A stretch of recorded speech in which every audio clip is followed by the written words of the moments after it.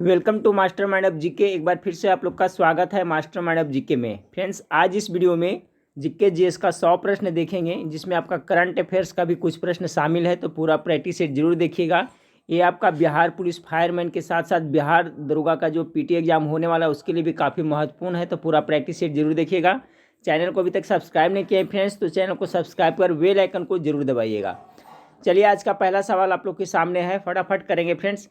वैश्विक खुशहाली रिपोर्ट 2020 में भारत का स्थान है, कौन सा स्थान है? वैश्विक खुशहाली रिपोर्ट 2020 में पहला का करेक्ट आंसर होगा ऑप्शन नंबर बी, 144वां। दूसरा, फ्रेंच ओपन 2020 के पुरुष एकल वर्ग का खिताब जीता, किसने जीता? 2 नंबर सवाल का जो करेक्ट आंसर होगा option number C, Rafael Nadal ने जीता है। ठीक है, 2 नंबर सवाल का correct answer option number C हो जाएगा।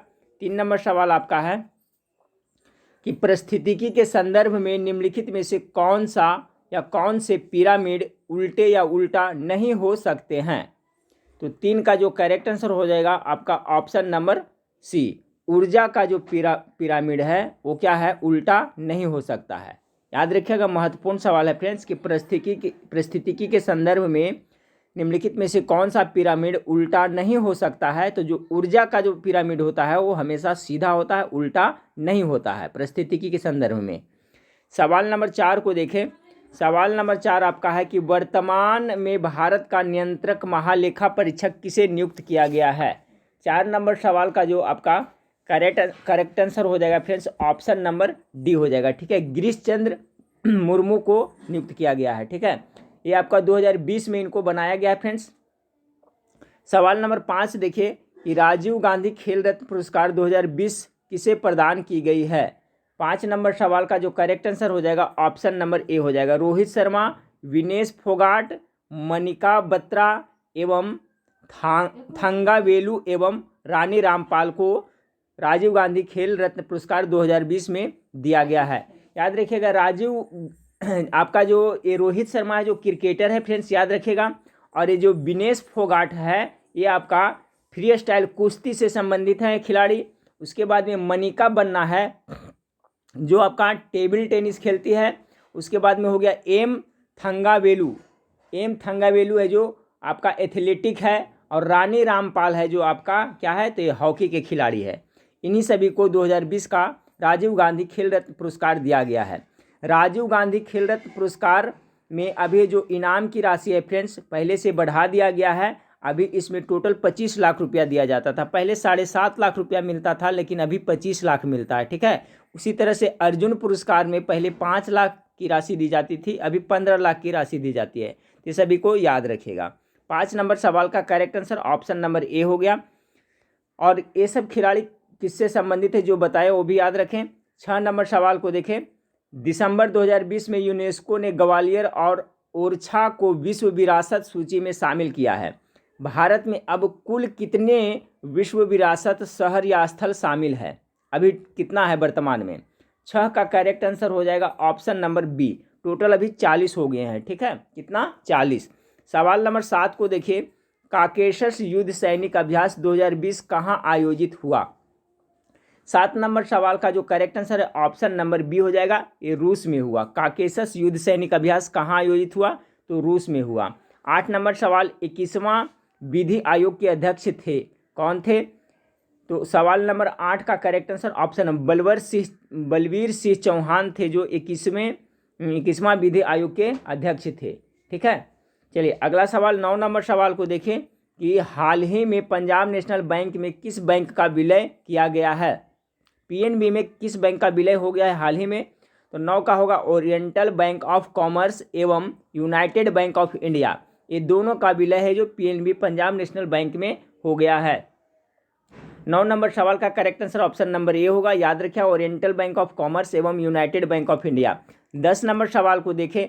10 नंबर सवाल है, भारत का पहला टायर पार्क किस राज्य में स्थापित किया जाएगा? प्रस्तावित है, बहुत बार बताए हैं। गेस करिए इसका राइट आंसर क्या होगा? तो देखिए, भारत का जो पहला टायर पार्क है वो पश्चिम बंगाल राज्य में स्थापित किया जाएगा। ऑप्शन नंबर डी करेक्ट होगा। 11 नंबर सवाल को देखिए। 2020 की रणजी ट्रॉफी का विजेता कौन है? ये मैं आपको लाइव क्लास में भी करा चुका हूँ।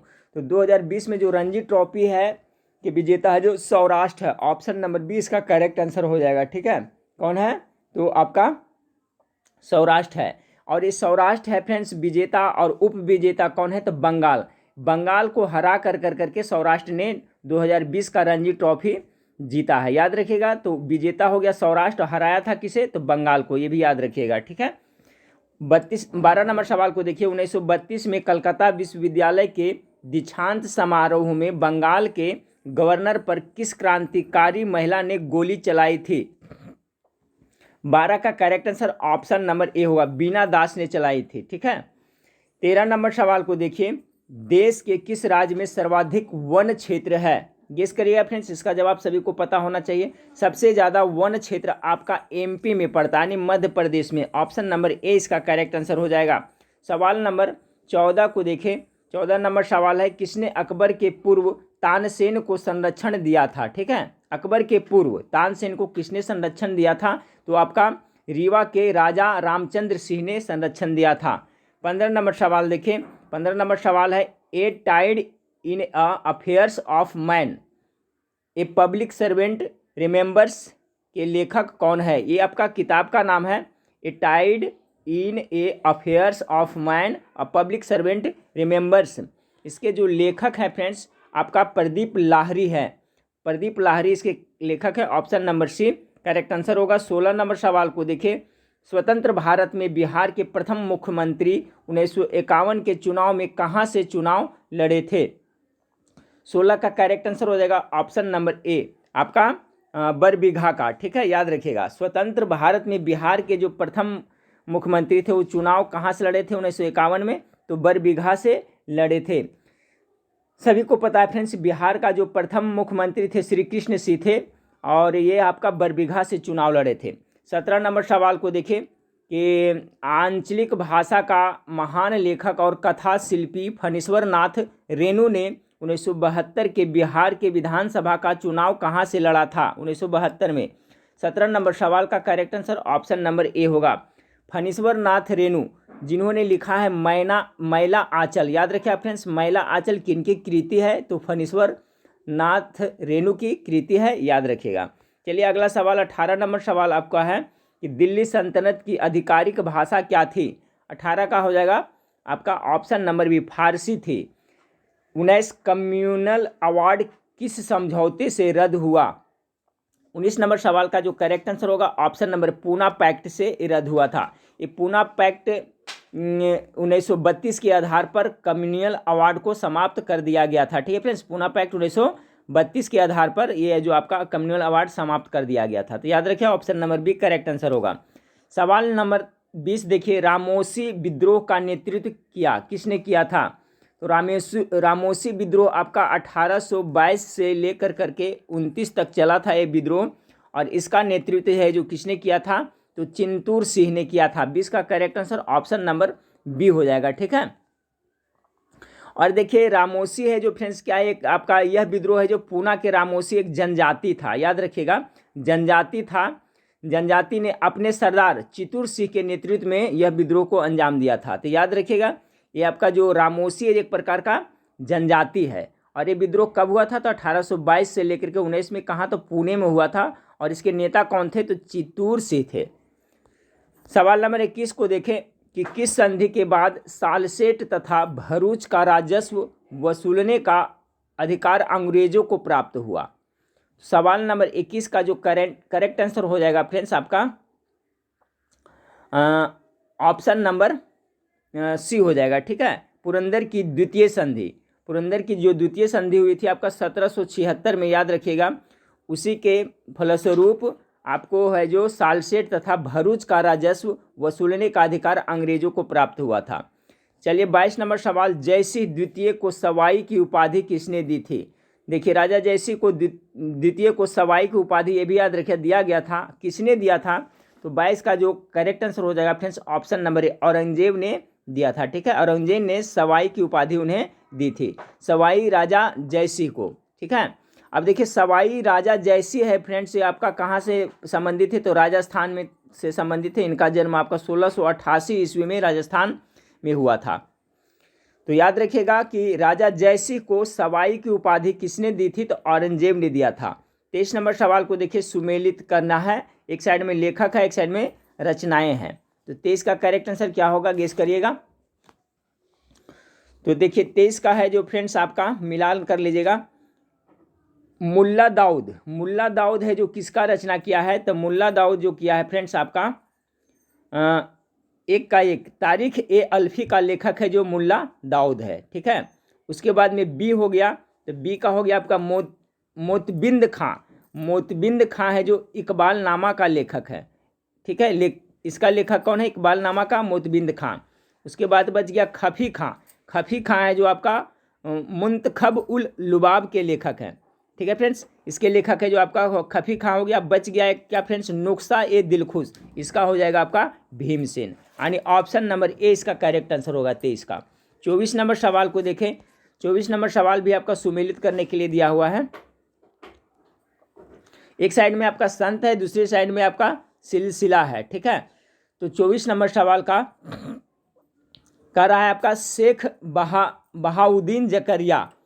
शेख बहाउद्दीन जकरिया, इनका संबंध किससे हो जाएगा? तो सुहरवादी से। ठीक है, ख्वाजा कुतुबुद्दीन बख्तियार, ये हो जाएगा इनका ख्वाजा तीसरा चिश्ती से। उसके बाद सैयद अली अहमदानी, इनका हो जाएगा सैयद अली अहमदानी का ऋषि से। फिर हो जाएगा शेख सरीउद्दीन यौध, इनका हो जाएगा फिरदौसी से। यानी ऑप्शन नंबर डी इसका करेक्ट आंसर होगा 24 का। चलिए सवाल नंबर 25 को देखते हैं। 25 नंबर सवाल आपका है कि 1764 में बक्सर के युद्ध के समय बंगाल का गवर्नर कौन था?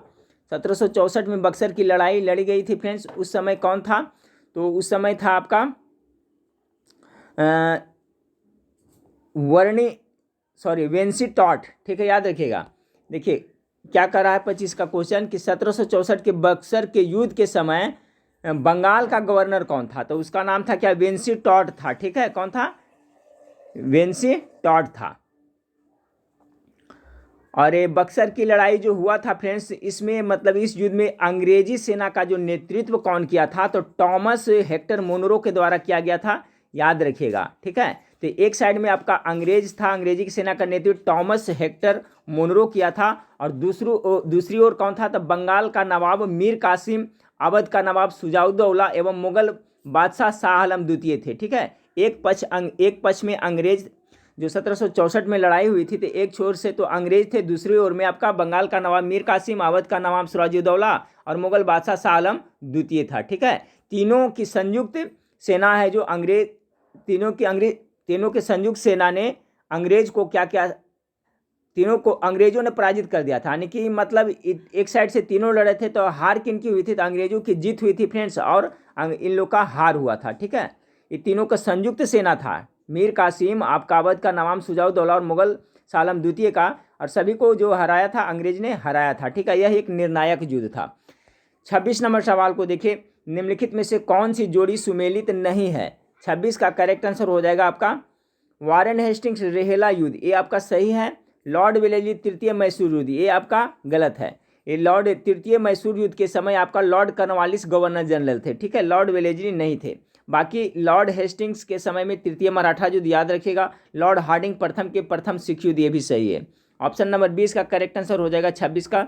27 नंबर सवाल आपका है, निम्नलिखित गुप्त शासक का कालक्रम निर्धारित कीजिए।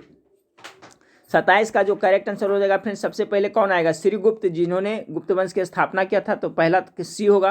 तो सी देखिए इसी से शुरू है, यानी 27 का करेक्ट आंसर ऑप्शन सी होगा। कभी कभी देखिए एग्जाम में इस तरह से भी अगर एक भी याद रहता है फ्रेंड्स तो पकड़ में आ जाता है। जैसे देखिए सबसे पहले श्रीगुप्त होगा ना, श्रीगुप्त, तो श्रीगुप्त देखिए ऑप्शन नंबर सी में है, स्टार्टिंग में है, तो यही इसका करेक्ट आंसर हो जाएगा। तो श्रीगुप्त हो गया, उसके बाद में क्या हो जाएगा? समुद्रगुप्त हो जाएगा, उसके बाद में रामगुप्त हो जाएगा, उसके बाद में स्कंदगुप्त हो जाएगा। ठीक है, तो option number C correct answer है। 28 नंबर सवाल देखिए, सबसे लंबी पर्वतमाला है, लंबी पर्वतमाला का रहा है तो एंडीज पर्वतमाला। ठीक है, एंडीज पर्वतमाला है जो सबसे लंबी पर्वतमाला है, और यह पर्वत है जो दक्षिण अमेरिका के 7 देशों से होकर गुजरते, याद रखिएगा, एंडीज पर्वतमाला। और इसका जो लंबाई देखा जाए फ्रेंड्स तो लगभग आपका 7200, ठीक है, कितना? 7200 किलोमीटर ये लंबी है।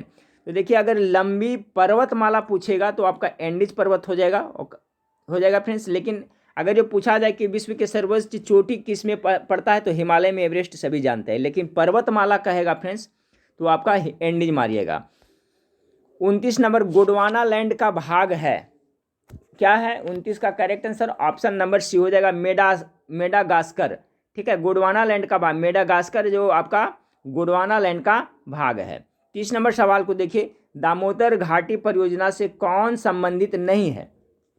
गेस करिए, तिलैया बांध, मैथान बांध, ओबरा बांध या पंचेत पहाड़ी बांध। तो इसका जो करेक्ट आंसर हो जाएगा फ्रेंड्स ओबरा बांध है जो आपका इससे संबंधित नहीं है। ऑप्शन नंबर सी इसका करेक्ट आंसर होगा। ओबरा बांध है जो फ्रेंड्स आपका रिहंद नदी पर, याद रखिएगा रिहंद नदी पर है, रिहंद नदी पर ओबरा बांध बना हुआ है, याद रखिएगा।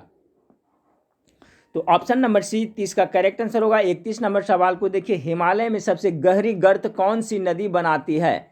हिमालय में 31 का करेक्ट आंसर सिंधु नदी है जो सबसे गहरी गर्त बनाती है हिमालय में। Option number D correct answer होगा। 32 नंबर सवाल को देखिए, प्रायद्वीपीय पठार को दो भागों तेलंगाना पठार और कर्नाटक पठार के रूप में विभाजित करने वाली नदी कौन है? इंपॉर्टेंट सवाल है।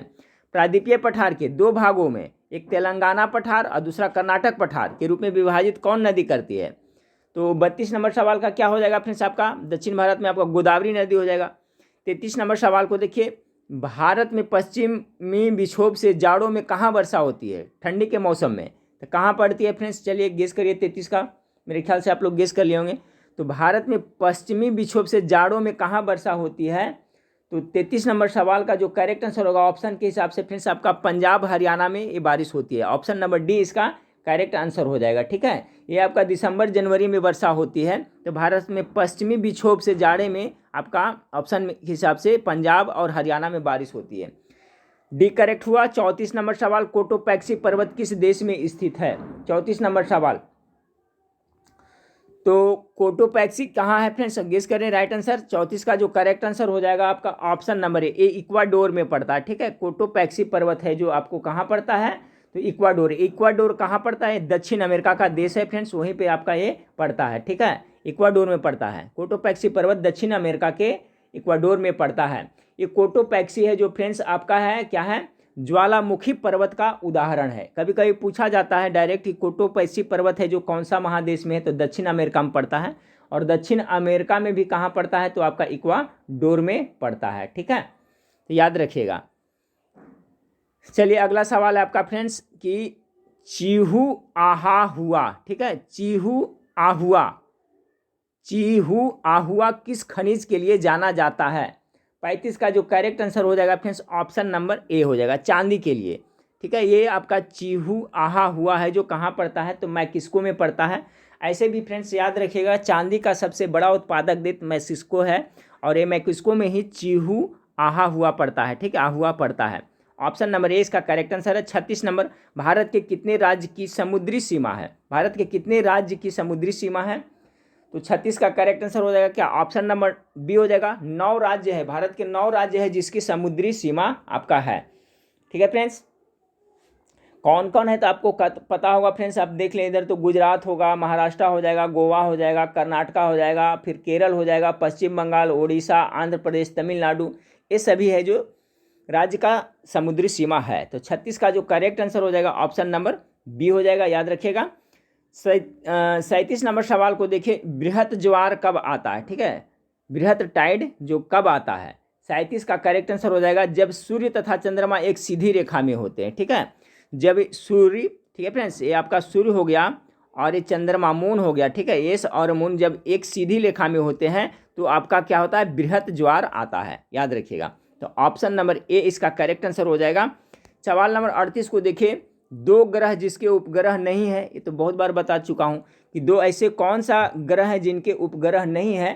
करेक्ट आंसर होगा बुध और शुक्र का है जो उपग्रह एक भी नहीं है। पृथ्वी का एकमात्र प्राकृतिक उपग्रह है चंद्रमा। 39 नंबर सवाल देखिए, विश्व का सबसे ठंडा स्थान कौन है? 39 का करेक्ट आंसर हो जाएगा आपका बख्योनास्क। ऑप्शन नंबर डी इसका करेक्ट आंसर हो जाएगा। ठीक है, ये आपका जो साइबेरिया में पड़ता है। ठीक है फ्रेंड्स, साइबेरिया में पड़ता है ये वाला, तो ऑप्शन नंबर डी इसका करेक्ट आंसर हो जाएगा। 40 नंबर, कृष्ण छिद्र जिसको क्या कहते हैं? श्याम विरर यानी ब्लैक होल सिद्धांत होता है, क्या होता है? तो 40 का जो करेक्ट आंसर होगा फ्रेंड्स ये क्या? सिमट गया तारा होता है, ठीक है। एक सिमट गया तारा होता है, एक कृष्ण छिद्र, याद रखिएगा। देखिए इसका right answer option number D हो जाएगा, कृष्ण छिद्र। देखिए क्या होता है फ्रेंड्स कि तारे में जब ऊर्जा का स्रोत समाप्त होने लगता है तब उसमें क्या होता है, विस्फोट होता है, ठीक है।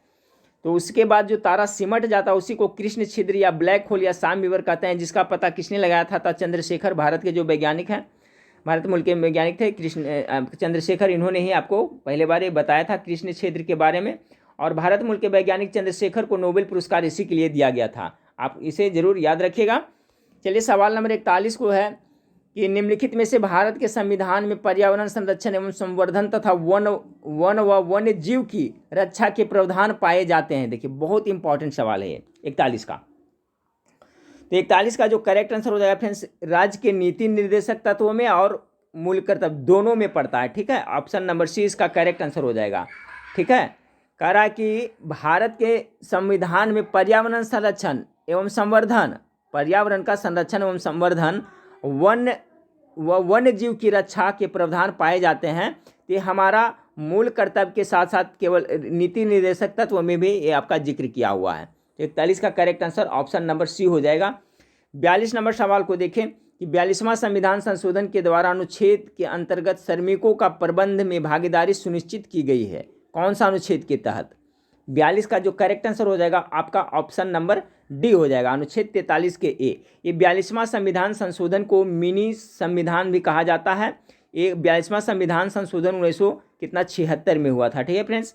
इसमें बहुत कुछ बदलाव हुआ था, तो याद रखिएगा कि 42वें संविधान संशोधन के द्वारा किस अनुच्छेद के अंतर्गत श्रमिकों की प्रबंध में भागीदारी सुनिश्चित की गई है, तो अनुच्छेद 43 का एक करेक्ट आंसर हो जाएगा। 43 नंबर सवाल को देखें, भारत में पंचायती राज्य दिवस मनाया जाता है। चलिए अच्छा सवाल आया फ्रेंड्स, गेस करें। तो भारत में जो पंचायती राज्य दिवस मनाया जाता है वो 24 अप्रैल को मनाया जाता है। ऑप्शन नंबर डी इसका करेक्ट आंसर हो जाएगा, ठीक है। क्यों मनाया जाता है फ्रेंड्स? क्योंकि पंचायती राज अधिनियम है जो आपका 24 अप्रैल 1992-93 में आपका लागू हुआ था, ठीक है। कितना? 24 अप्रैल को। इसीलिए भारत में पंचायती राज्य दिवस 24 अप्रैल को मनाया जाता है। 44 नंबर सवाल को देखें, निम्नलिखित में से कौन अंतर्राज्यीय परिषद का गठन करने के लिए अधिकृत है? 44 का करेक्ट आंसर क्या होगा? तो देखिए अंतर्राज्यीय परिषद गठन कौन करता है? राष्ट्रपति करता है, ठीक है। संविधान के अनुच्छेद 263 के अनुसार से आपका राष्ट्रपति इसका गठन करता है। तो ऑप्शन नंबर बी इसका करेक्ट आंसर होगा 44 का। 45 नंबर सवाल को देखिए कि निम्नांकित में से कौन सा एक क्षेत्रीय परिषद का लक्षण नहीं है? 45 का जो करेक्ट आंसर होगा फ्रेंड्स ऑप्शन नंबर आपका यह एक संवैधानिक संस्था है। निम्नांकित में से एक क्षेत्रीय परिषद का लक्षण नहीं है तो यह एक संवैधानिक संस्था नहीं है, ये आपका लक्षण नहीं है। बाकी इसका गठन 1956 में हुआ था क्षेत्रीय परिषद का। यह एक परमाशदात्री संस्था है। अब देखिए क्वेश्चन यहाँ से किस तरह से निकलेगा फ्रेंड्स, देखिए कॉन्सेप्ट क्लियर रखिएगा। क्वेश्चन घुमा करके आपको पूछा जा सकता है कि क्षेत्रीय परिषद, ठीक है, क्षेत्रीय परिषद है जो क्या है, क्या यह एक संवैधानिक संस्था है? तो ये नहीं है। तो क्या है? तो यह एक परमाशदात्री संस्था है। आज से याद रखिएगा, क्षेत्रीय परिषद है जो एक परमाशदात्री संस्था है। इसका गठन 1956 में हुआ था। इसमें राज्य के अलावा केंद्र शासित प्रदेश को भी शामिल किया गया है। तो क्षेत्रीय परिषद है जो यह एक परमाशदात्री संस्था है, न कि एक संवैधानिक संस्था है। तो 45 का correct answer option number A हो जाएगा, ये लक्षण इसका नहीं है। 46 नंबर सवाल को देखिए, कौन सा प्रधानमंत्री कभी भी लोकसभा का सदस्य नहीं रहा? 46 का जो करेक्ट आंसर होगा फ्रेंड्स मनमोहन सिंह। मनमोहन सिंह है जो आपका कभी भी ये लोकसभा का सदस्य नहीं है। लगातार जब भी प्रधानमंत्री बने रहे तो राज्यसभा के सदस्य थे, ठीक है, याद रखिएगा Manmohan Singh. Option number A इसका करेक्ट आंसर हो जाएगा। चलिए सवाल नंबर 47 को देखिए। सवाल नंबर 47 आपका है, राज्य पुनर्गठन आयोग के अध्यक्ष कौन थे? राज्य पुनर्गठन आयोग के अध्यक्ष कौन थे? तो मोहम्मद आपका फजल अली इसके अध्यक्ष थे, ठीक है। ऑप्शन नंबर आपका सी करेक्ट आंसर होगा। 48 प्रस्तावना में कितनी प्रकार की स्वतंत्रता का उल्लेख किया गया है? 48 का जो करेक्ट आंसर है फ्रेंड्स 5 प्रकार की स्वतंत्रता का उल्लेख किया गया है प्रस्तावना में। ऑप्शन नंबर बी इसका करेक्ट आंसर हो जाएगा। ये कौन कौन है फ्रेंड्स वो भी आप सुन लें। 5 प्रकार की स्वतंत्रता कौन कौन है? तो विचार की स्वतंत्रता, अभिव्यक्ति की स्वतंत्रता, 2 हो गया विश्वास की स्वतंत्रता, 3 हो गया चौथा हो गया आपका धर्म की स्वतंत्रता, और पांचवा हो गया जो उपासना की स्वतंत्रता। यही 5 प्रकार की स्वतंत्रता के बारे में प्रस्तावना में जिक्र किया हुआ है। ऑप्शन नंबर 20 का करेक्ट आंसर होगा। 49 नंबर सवाल देखिए, मूल संविधान में किसका उल्लेख नहीं था? 49 का जो करेक्ट आंसर होगा फ्रेंड्स, मंत्रिमंडल के बारे में मूल संविधान में आपका इसका उल्लेख नहीं था। लेकिन 44वां संविधान संशोधन, ठीक है, 44वें संविधान संशोधन कितना 1978 में इसे मंत्रिमंडल को जोड़ा गया है। देखिए बहुत इंपॉर्टेंट सवाल है, याद रखें कि मूल संविधान में आपका मंत्रिमंडल का उल्लेख नहीं था।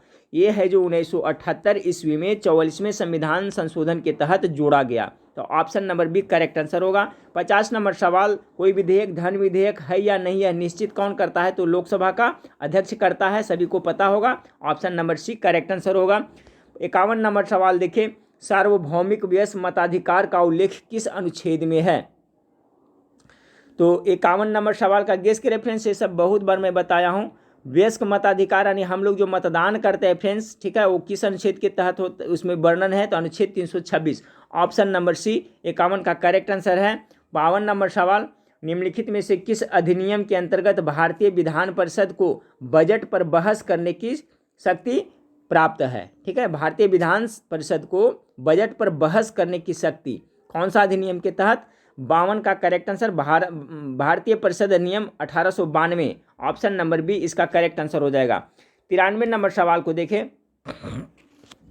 93 नंबर सवाल है, 1946 की अंतरिम सरकार में कार्यपालिका परिषद के उपसभापति कौन थे? 53 नंबर सवाल का करेक्ट आंसर हो जाएगा ऑप्शन नंबर जवाहरलाल नेहरू। ठीक है, 1946 का जो अंतरिम सरकार में कार्यपालिका परिषद के उपसभापति जवाहरलाल नेहरू थे। 54 नंबर सवाल को देखिए, निम्न में कौन संविधान का संघीय लक्षण नहीं है? संविधान का संघीय लक्षण कौन नहीं है? 54 का correct answer option number B, राज्यपाल का पद है जो संविधान का संघीय लक्षण नहीं है। बाकी केंद्र एवं राज्य के मध्य शक्ति का विभाजन ये है, स्वतंत्र न्यायपालिका ये भी है, संघ एवं राज्य में अलग अलग चुनी गई सरकार ये भी है जो आपका संघीय लक्षण है, जबकि राज्यपाल का पद है जो संघीय लक्षण नहीं है। इसलिए ऑप्शन नंबर बी इसका करेक्ट आंसर होगा। सेबी क्या है? चलिए गेस करें 55 नंबर सवाल का। सेबी क्या है फ्रेंड्स?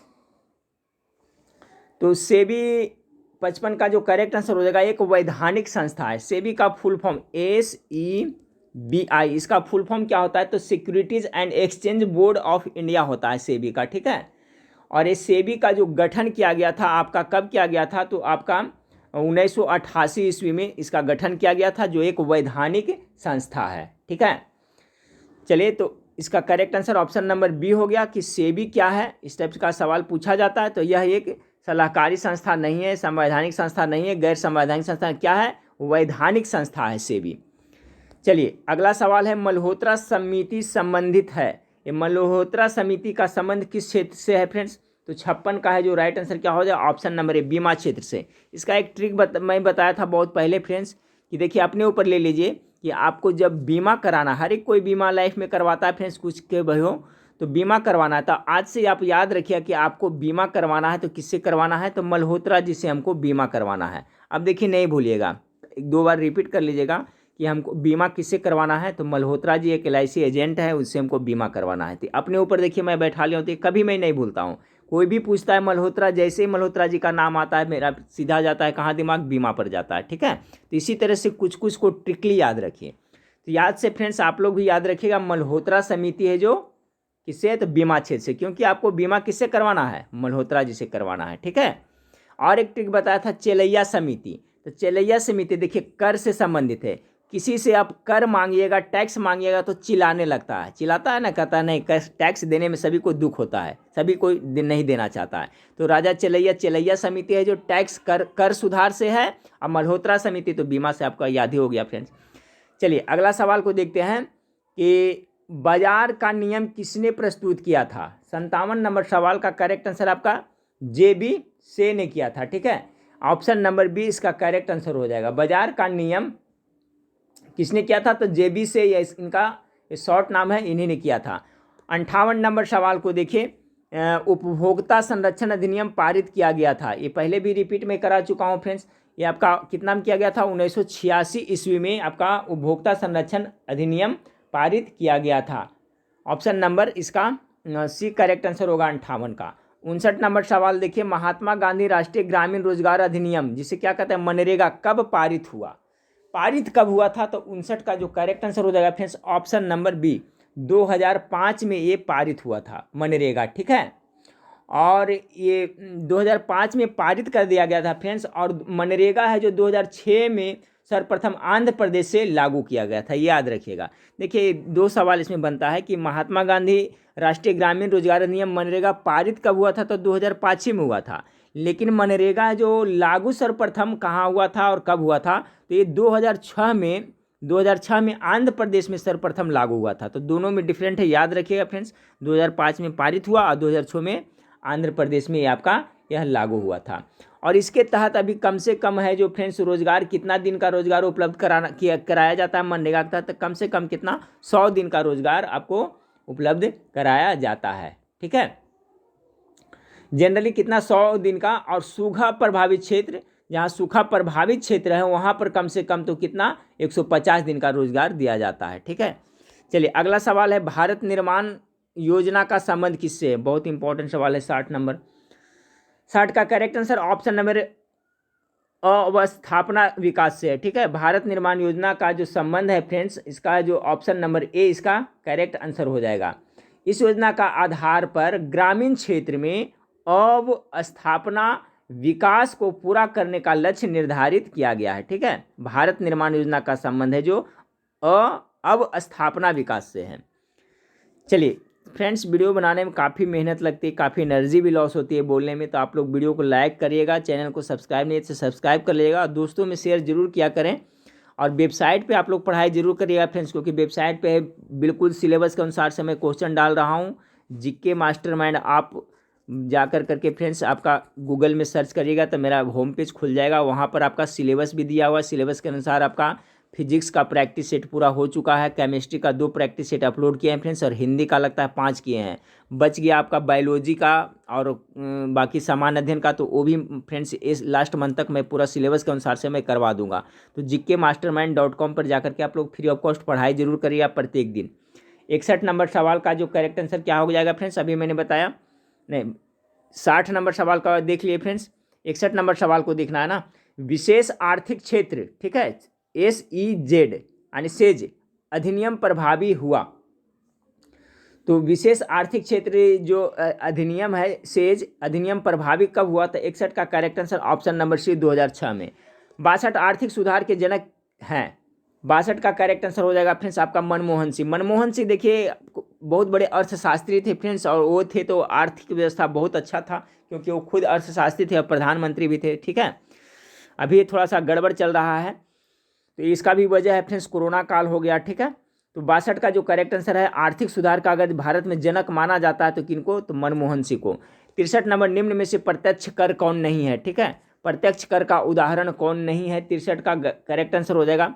ये देखिए संपत्ति, आयकर तो प्रत्यक्ष है, संपत्ति कर भी है, संपदा शुल्क है, बिक्री कर है जो अप्रत्यक्ष कर का उदाहरण, याद रखिएगा फ्रेंड्स, बिक्री कर है जो आपका अप्रत्यक्ष कर का उदाहरण है। 64 नंबर सवाल, 15वें वित्त आयोग के अध्यक्ष कौन है? 64 नंबर सवाल का जो करेक्ट आंसर होगा फ्रेंड्स NK सिंह है जो 15वें वित्त आयोग के अध्यक्ष हैं। 65 नंबर सवाल, मानव स्वतंत्रता सूचकांक 2020 में भारत का स्थान है। देखिए ये सवाल पूछा जाता है बार बार। 65 का करेक्ट आंसर हो जाएगा ऑप्शन नंबर 1, कितना? 111वां है मानव स्वतंत्रता सूचकांक 2020 में। 66 किस कारण से तरल पदार्थों के क्वथनांक में भिन्नता होती है? तो 66 नंबर सवाल का जो करेक्ट आंसर होगा फ्रेंड्स ऑप्शन नंबर, दाब में भिन्नता के कारण तरल पदार्थ के क्वथनांक में भिन्नता होता है। क्वथनांक मतलब बॉइलिंग पॉइंट, ठीक है फ्रेंड्स, बॉइलिंग पॉइंट एंड जो उबलता है द्रव उसके बारे में कहा जा रहा है, तो दाब में भिन्नता के कारण। 67 नंबर सवाल को देखिए कि जब 2 या 2 से अधिक प्रतिरोधों को एक समान 2 बिंदुओं के बीच जोड़ा जाता है तो वे क्या होते हैं? 67 का correct answer option number D, समानांतर में जुड़ते हैं। जब 2 या 2 से अधिक प्रतिरोधों को एक समान 2 बिंदुओं के बीच जोड़ा जाता है तो समानांतर में जुड़ते हैं। 67 का करेक्ट आंसर डी हो जाएगा। 68 नंबर सवाल, विटामिन सी की कमी से कौन सा रोग होता है? सभी को पता होगा, स्कर्वी रोग होता है। विटामिन ए से रतौंधी, विटामिन बी से बेरीबेरी और आयोडीन की कमी से घेंघा रोग होता है। अगला सवाल देखते हैं फ्रेंड्स की प्रणाभ वृत्त, ठीक है, किसका रूपांतरण है? प्रणव वृत्त है जो आपका किसका रूपांतरण है, तो 59 नंबर सवाल का ये तना का रूपांतरण है। ठीक है, तना का ये रूपांतरण है। 70 नंबर सवाल को देखें। 70 नंबर सवाल आपका है कि मनुष्य का केशरूक दंड में कितने केशरूक होता है। ठीक है फ्रेंड्स, तो देखिए आप पीछे की साइड में जो रीढ़ में होता है, जो आपका गोटी गोटी जैसा बना होता है, उसको काउंट करेगा तो कितना होता है, 33 होता है। कसी केशरूकों की संख्या कितनी होती है, तो 33 होती है मनुष्य में। 70 का correct answer option number B हो जाएगा। चलिए 71 नंबर सवाल को देखते हैं कि आनुवंशिकी के जनक कौन है फ्रेंड्स।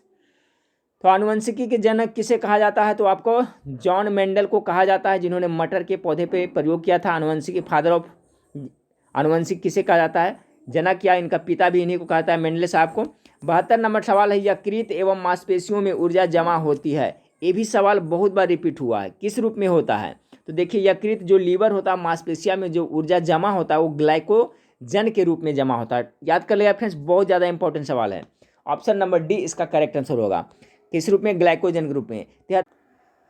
हाँ फ्रेंड्स, सवाल नंबर 73 को देखिए। 73 नंबर सवाल है, वर्ष 1945 में नागासाकी में गिराए गए बमों में कौन सा विस्फोट प्रयुक्त किया गया था। तो जैसा कि सभी को पता है फ्रेंड्स कि द्वितीय विश्व युद्ध है आपका, जो 1939 से लेकर के 45 वर्ष तक चला था, यानी 6 वर्ष तक ये आपका युद्ध चला था। और द्वितीय विश्व युद्ध के दौरान ही अमेरिका ने जापान के नागासाकी और हिरोशिमा पर परमाणु बम गिराया था। आपका पूछा जा रहा है नागासाकी, तो नागासाकी पर जो बम गिराया गया था वो कितना, तो 9 अगस्त को गिराया गया था। न से नागासाकी, न से 9 अगस्त, याद रखिएगा। तो जो नागासाकी पर बम गिराया गया था, तो उसमें प्रयोग आपका प्लूटोनियम के किया गया था। ऑप्शन नंबर सी इसका करेक्ट आंसर होगा। प्लूटोनियम 239, याद रखिएगा, प्लूटोनियम 239 का प्रयोग नागासाकी पर किया था अमेरिका ने। अब आ गया 6 अगस्त, तो 6 अगस्त हो गया फ्रेंड्स। तो 6 अगस्त को आपका किस पे गिराया गया था, हिरोशिमा पर। और जो 6 अगस्त पर परमाणु बम गिराया गया था वो यूरेनियम कितना, 235 गिराया गया था। ठीक है, तो याद रखिएगा यूरेनियम 235 का प्रयोग 6 अगस्त में किया गया था, और आपका नागासाकी 9 अगस्त में प्लूटोनियम 239 का प्रयोग किया गया था। चलिए 74 नंबर सवाल को देखिए। सर्वप्रथम मानव हृदय प्रत्यारोपण हुआ था, कहाँ हुआ था, किस देश में हुआ था। 74 नंबर सवाल का जो राइट आंसर होगा ऑप्शन नंबर दक्षिण अफ्रीका में हुआ था फ्रेंड्स। और मानव हृदय प्रत्यारोपण का सर्वप्रथम श्रेय किसे जाता है, तो क्रिस्टियन बर्नार्ड को जाता है, याद रखिएगा। ठीक है, क्रिस्टियन बर्नार्ड इससे संबंधित है। हृदय प्रत्यारोपण का सफल प्रयोग सर्वप्रथम किसकी निगरानी में किया गया था, तो क्रिस्टियन बर्नार्ड के अंतर्गत में किया गया था। कहाँ हुआ था सबसे प्रथम बार, तो अफ्रीका में हुआ, दक्षिण अफ्रीका में। 75 नंबर सवाल, दूरबीन का आविष्कार किया था, किसने किया था, गैलीलियो, इसका करेक्ट आंसर होगा 75 का। 76 नंबर सवाल को, डीजल इंजन में प्रयुक्त ईंधन है, 76 का करेक्ट आंसर होगा डीजल की वाष्प और वायु। ऑप्शन नंबर ए इसका करेक्ट आंसर होगा। डीजल इंजन में क्या होता है, डीजल होता है और वाष्प होता है और वायु मिश्रण होकर के जलता है। तो 76 का करेक्ट आंसर हो जाएगा फ्रेंड्स कि डीजल इंजन में जो दहन के लिए होता है फ्रेंड्स, तो पेट्रोल इंजन की तरह कार्बोरेटर नहीं होता है इसमें। ठीक है, क्योंकि उसमें पेट्रोल इंजन में कार्बोरेटर लगा होता है और इसमें कार्बोरेटर नहीं होता है। तो डीजल इंजन में प्रयुक्त ईंधन होता है डीजल की वाष्प और वायु हो जाएगा। ठीक है, इसका right answer option number A हो जाएगा। एक क्वेश्चन भी याद रखिएगा कि कार्बोरेटर किस में होता है, तो पेट्रोल इंजन में होता है। कार्बोरेटर का काम होता है क्या, कि पेट्रोल और वायु को मिक्स करता है। ठीक है, चलिए अगला सवाल को देखते हैं। 77 नंबर सवाल है कि डीएनए में उपलब्ध कौन सा यौगिक एमिनो अम्ल नहीं बनाता है। 77 का correct answer option number B, cytosine. जो डीएनए में साइटोसिन आपका जो है फ्रेंड्स यौगिक जो एमिनो अम्ल का निर्माण नहीं करता है। ठीक है, तो डीएनए में उपलब्ध कौन सा यौगिक एमिनो अम्ल नहीं बनाता है, तो आपका option number B correct answer होगा।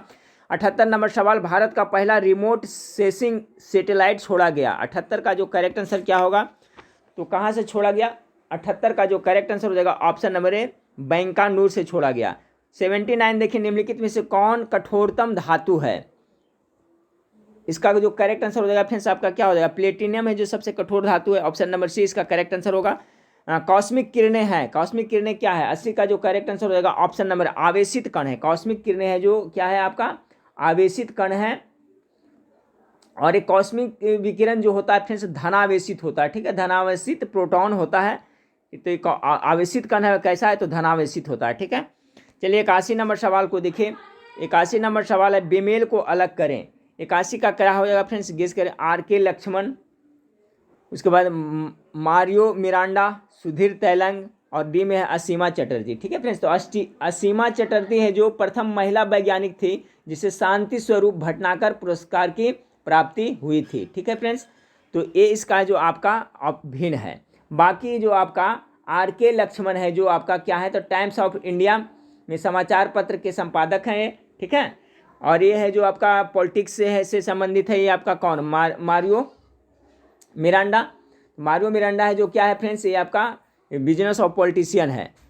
उसके बाद में बच गया आपको सुधीर तेलंगाना, हिंदुस्तान टाइम से जुड़े हुए हैं। इसमें अगर भिन्न देखा जाए फ्रेंड्स तो आपका यही आपका असीमा चटर्जी, क्योंकि असीमा चटर्जी को क्या मिला था फ्रेंड्स, ये वैज्ञानिक थे, इनको है जो आपको जिसे शांति स्वरूप भटनागर पुरस्कार की प्राप्ति हुई थी, तो ये भिन्न है। अगला है पानी हरि कहाँ का लोक नृत्य है। पानी हरि कहाँ का लोक नृत्य है। 82 नंबर सवाल का जो करेक्ट आंसर हो जाएगा फ्रेंड्स ऑप्शन नंबर 1 गुजरात का हो जाएगा। ठीक है, गुजरात के महत्वपूर्ण लोक नृत्य पानी हरि है। ठीक है, पानी हरि हो गया, रासलीला हो गया, गरबा हो गया, डांडिया हो गया, ये सब ये जो गुजरात का था। पानी हरि कहाँ का है, तो गुजरात का है।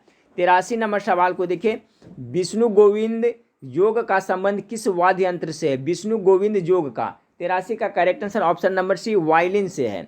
84 विश्व रेड क्रॉस दिवस कब मनाया जाता है। चलिए 84 नंबर सवाल का करेक्ट आंसर क्या होगा, बताया हुआ सवाल है 8 मई को विश्व रेड क्रॉस दिवस मनाया जाता है। चलिए अगला सवाल को देखते हैं फ्रेंड्स। 85 नंबर सवाल आपका है कि गुएर्निका जो एक मुख्य चित्र है किस चित्रकार के द्वारा तैयार किया गया है। गुएर्निका 85 का जो करेक्ट आंसर हो जाएगा ऑप्शन नंबर 1 पाब्लो पिकासो के द्वारा ये तैयार किया गया है फ्रेंड्स। पाब्लो पिकासो है जो एक स्पेन के, याद रखिएगा ये कहाँ के हैं, तो स्पेन के विख्यात चित्रकार थे जिन्होंने गुर्निका नामक चित्र को बनाया था। ठीक है, ये स्पेन के पाब्लो पिकासो कहाँ के हैं, तो आपका स्पेन के हैं। 86 नंबर मजलिस कहाँ की संसद को कहा जाता है। चलिए तो गेस करिए फ्रेंड्स, इसका राइट आंसर क्या हो जाएगा। 86 का करेक्ट आंसर हो जाएगा फ्रेंड्स ऑप्शन नंबर आपका सी हो जाएगा। मालदीव के संसद को क्या कहा जाता है, मजलिस कहा जाता है। पोलैंड के संसद को क्या कहा जाता है, तो सोजिम कहा जाता है। पोलैंड के संसद को याद कर ले, सोजिम। पोलैंड के संसद को सोजिम कहा जाता है। मालदीव के संसद को मजलिस कहा जाता है। तुर्की के संसद को ग्रेट नेशनल असेंबली कहा जाता है। बच गया आपका मलेशिया, तो मलेशिया के संसद को क्या कहा जाता है, तो दीवान निगारा कहा जाता है। क्या कहा जाता है, दीवान निगारा कहा जाता है। ठीक है फ्रेंड्स, याद रखिएगा। तो ऑप्शन नंबर इसका सी करेक्ट आंसर होगा, मजलिस है जो मालदीव का। 87 नंबर भारत का सबसे लंबा राजपथ कौन है। 87 नंबर सवाल का राइट आंसर होगा NH44 ऑप्शन नंबर 20 का करेक्ट आंसर हो जाएगा। ठीक है, चलिए 88 नंबर सवाल को देखते हैं। यूनेस्को का मुख्यालय कहाँ है। यूनेस्को का फ्रेंड्स, तो चलिए एक यूनेस्को है एक यूनिसेफ है, तो यूनेस्को का कहाँ है, यूनेस्को का फ्रांस पेरिस हो जाएगा, और यूनिसेफ का कहाँ हो जाएगा, न्यूयॉर्क हो जाएगा, याद रखिएगा। चलिए अगला सवाल को देखते हैं। 88 का तो करेक्ट आंसर बी हो गया यूनेस्को का। 89 को देखिए, शेर किस देश का राष्ट्रीय चिन्ह है। शेर 89 का हो जाएगा आपका राइट आंसर नीदरलैंड। नीदरलैंड का राष्ट्रीय चिन्ह है जो क्या है, शेर है। फ्रांस का अगर जो राष्ट्रीय चिन्ह देखे तो लिली है। ईरान का है जो क्या है फ्रेंड्स, ईरान का राष्ट्रीय चिन्ह जो आपका है गुलाब है। और बच गया रूस, तो रूस का है जो friends double headed eagle. Double headed eagle है जो रूस का राष्ट्रीय चिन्ह है। तो शेर कहाँ का, नीदरलैंड का, फ्रांस का लिली, ईरान का गुलाब और रूस का डबल हेडेड ईगल। चलिए 90 नंबर सवाल को देखिए फ्रेंड्स। थोड़ा टाइम लग रहा है फ्रेंड्स, लेकिन हम लोग डिस्कस करके पढ़ रहे हैं, थोड़ा सा टाइम तो देना पड़ेगा। आंध्र केसरी के नाम से किसे जाना जाता है। टी प्रकाशन को जाना जाता है, सभी जानते हैं। ऑप्शन नंबर 1 करेक्ट आंसर होगा। अगला सवाल को देखते हैं फ्रेंड्स कि क्रिस्पर तकनीक का प्रयोग निम्नलिखित में से किसके उपचार में होता है। याद रखिए फ्रेंड्स, क्रिस्पर तकनीक इसका फुल फॉर्म है आपका ये clustered regularly interspaced short palindromic repeats का प्रयोग निम्नलिखित में से किसके उपचार में होता है। तो देखिए 91 नंबर सवाल आपका हो गया, clustered regularly interspaced short palindromic repeats का प्रयोग निम्नलिखित में से किसके उपचार में होता है फ्रेंड्स। याद रखिए क्रिप्सर, शॉर्ट में याद रखिएगा। 91 नंबर सवाल का जो करेक्ट आंसर हो जाएगा फ्रेंड्स ऑप्शन नंबर आपका डी हो जाएगा। ठीक है, वंशानुगत बीमारियों में इसका प्रयोग किया जाता है, क्रिप्सर तकनीक। ठीक है, क्रिप्सर तकनीक याद रखिए मुख्य रूप से इसका जो प्रयोग किया जाता है उपचार में किसके लिए, तो वंशानुगत जो बीमारियां होता है, जैसे हम आपको हीमोफीलिया हो गया, आनुवंशिक रोग हीमोफीलिया हो गया, ये सभी है जो 92 नंबर सवाल को देखिए फ्रेंड्स कि बिहार में कुल कितने NH गुजरते हैं। 92 नंबर सवाल का राइट आंसर होगा टोटल 43 गुजरते हैं। ठीक है, बिहार में कुल NH नेशनल हाईवे कितने 43 गुजरते हैं। ठीक है, और अगर पूछा जाए बिहार में इसकी जो कुल लंबाई NH की है फ्रेंड्स तो कितना है आपका 4917 किलोमीटर लगभग है। ठीक है, कितना 4917 किलोमीटर। चलिए 92 नंबर सवाल हो गया। अब 93 नंबर सवाल देखिए, कह रहा है फ्रेंड्स पृथ्वी चित्रानुसार एक दीर्घ वृत्ताकार कक्ष में गति करती है जिसके नाभि पर सूर्य एस स्थित है। इसकी घूर्णन गतिज ऊर्जा किस बिंदु पर अधिकतम है। 93 नंबर सवाल का करेक्ट आंसर हो जाएगा friends option number A, P पर होगा। ठीक है, किस पे होगा तो पी पर हो जाएगा। 93 का करेक्ट आंसर हो जाएगा फ्रेंड्स ऑप्शन नंबर आपका पी। फिर से एक बार देखिए क्वेश्चन 93 नंबर सवाल,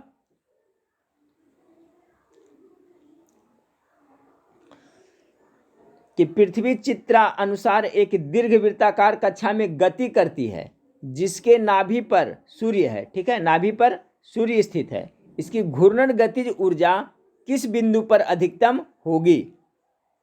तो यहाँ पर देखिए टी दिया है फ्रेंड्स, यहाँ पर एस दिया है, आर दिया है, ऑप्शन में पी क्यू आर एस दिया है। ठीक है फ्रेंड्स, तो इसका जो करेक्ट आंसर दे रहा है फ्रेंड्स आपका पी पर दे रहा है। ठीक है, यानी ऑप्शन नंबर ए इसका करेक्ट आंसर दे रहा है। चलिए 94 नंबर सवाल को देखें कि निम्नलिखित में से किसमें बल नियत रहता है। 94 का जो करेक्ट आंसर होगा फ्रेंड्स ऑप्शन नंबर सी, एक समान रैखिक गति में बल नियत रहता है। 95 नंबर सवाल, बिहार विधान परिषद में सदस्यों की संख्या निर्धारित है। विधान परिषद में कितना है फ्रेंड्स तो आपका 75 है। ठीक है, याद रखिएगा।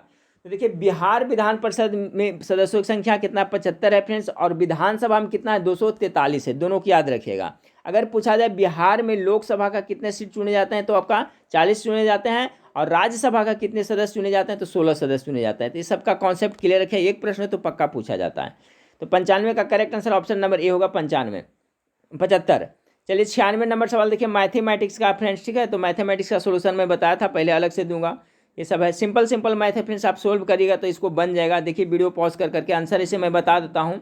96 का जब सोल्यूशन करिएगा फ्रेंड्स तो ऑप्शन नंबर इसका बी करेक्ट आंसर आएगा। ठीक है, 5216 आएगा 96 का।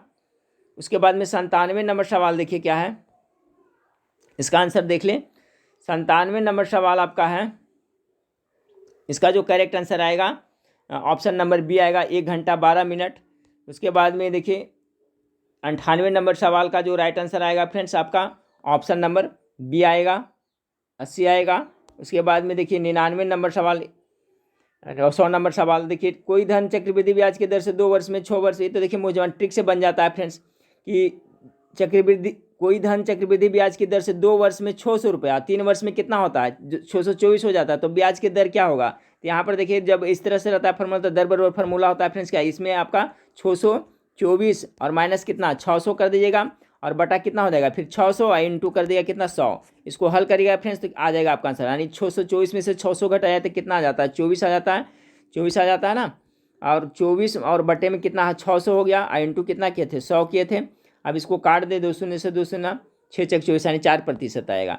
फिर देखिए 100 नंबर आपका है फ्रेंड्स काम से है, वर्क से है, तो ये भी बन जाएगा। क्या कहता है ए एक काम को 4 घंटे में कर सकता है, ए है जो 4 घंटा में, बी और सी 3 घंटा में, और ए और बी कितना 2 घंटा में, तो सी अकेला उस काम को कितना दिन में करेगा। बहुत सिंपल है फ्रेंड्स। अब देखिए क्या कर सकते हैं इसमें हम लोग, ए 4 दिन में करता है तो ए प्लस और बी सी कितना करता है 3 दिन में करता है, तो ए जोड़ क्या हो जाएगा बी प्लस सी। ठीक है, यानी कि कितना हो गया, ए करता है 4 दिन में एक काम को तो 1/4, और बी प्लस सी कितना हो गया 1/3 दिन में, और ए और बी करता है कितना दिन में, ए और बी करता है 2 दिन में। तो इतना में जब हम ए और बी का घटा देंगे तो सी का बच जाएगा कि नहीं, यानी कि यहाँ पर आप लिख सकते हैं ए प्लस बी प्लस सी, अब माइनस कितना करते हैं ए प्लस बी का काम। ठीक है, एक दिन का, तो 1/4 एक जोड़ 1/3, अब माइनस कितना कर देंगे 1/2 कर देंगे, तो सी का निकल जाएगा कि नहीं। अब इसको सोल्व कर ले फ्रेंड्स, यहाँ पर से देखिए 1 कितना होता है, ए आपका हो गया किसका काम, ए का काम हो गया, और बी और सी का काम कितना होता है 1/3 होता है। ठीक है, इतना हो गया, तो ए का काम ये हो गया, बी सी का काम इतना हो गया। अब इसमें से घटा देंगे हम क्या ए और बी का, तब बच जाएगा किसका, सी का, तो 1/2 इसमें घटा दीजिए तो बन जाएगा आपका फ्रेंड्स। ठीक है, अब इसको देखिए सोल्व करिएगा तो आपका आ जाएगा 1/4 और 1/3, इसको सोल्व करिएगा तो देखिए एलसीएम लीजिए, इस भिन्न का जोड़ हो गया, एलसीएम आ जाएगा आपका कितना, 12 आएगा। ठीक है, 4 3 2 का एलसीएम 12 आएगा, तो ऊपर हो जाएगा आपका 3 हो जाएगा, उसके बाद में क्या हो जाएगा 4 हो जाएगा, और माइनस कितना हो जाएगा 6 हो जाएगा। पुनः एक बार करें फ्रेंड्स इसको, 1/4 जोड़ 1/3 घटाव 1/2, यहाँ पर करिएगा तब 12 एलसीएम आएगा, तो 4 तिया के 12, फिर यहाँ पर 3 चक्का 12, फिर यहाँ 6 दूनी के 12। ठीक है, अब इसको करें तो कितना हो जाएगा, 4 3 7 में से 6 यानी 1/12, यानी कि सी का कितना 12 घंटा लगेगा, 1/12 यानी कितना 12 घंटा लगेगा। तो देखिए सिंपल ही मैथ पूछा जाएगा 10th लेवल का फ्रेंड्स, आप लोग प्रैक्टिस करिए तो हो जाएगा। ठीक है, तो चलिए फ्रेंड्स नेक्स्ट वीडियो में फिर मिलते हैं, देखने के लिए थैंक यू, धन्यवाद।